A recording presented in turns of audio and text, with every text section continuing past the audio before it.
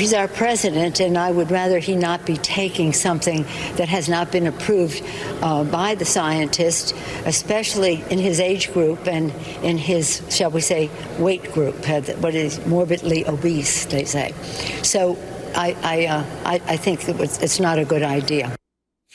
Country has a new straight talker. We showed that to you at the top of the show, but it was worth hearing it again because the president was asked about it a short time ago and at first dismissed it, but then just couldn't help himself a few minutes later.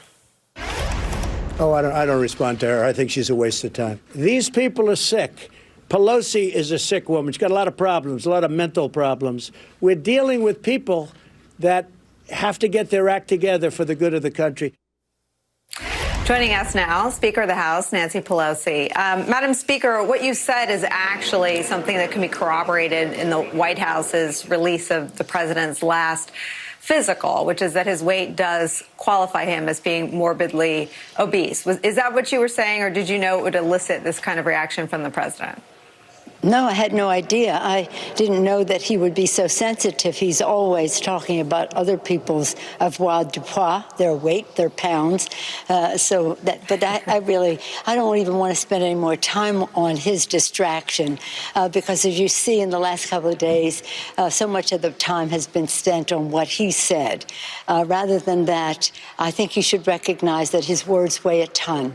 Instead of putting people to put Lysol into their lungs or taking a medication that has not been approved except under certain circumstances, he should be saying what your previous guest mentioned, things that would help people. But let's not dwell on him. What we have to dwell on is over 90,000 Americans have died, have lost their lives to this villainous virus, and 1.5 million infected.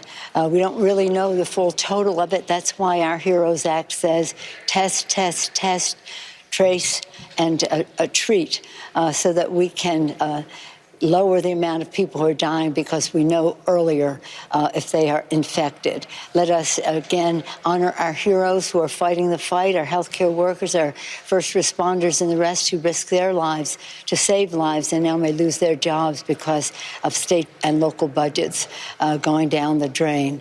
And again, let us do so in a way that keeps all of those who died in our hearts forever. This is a scar on America. Madam Speaker.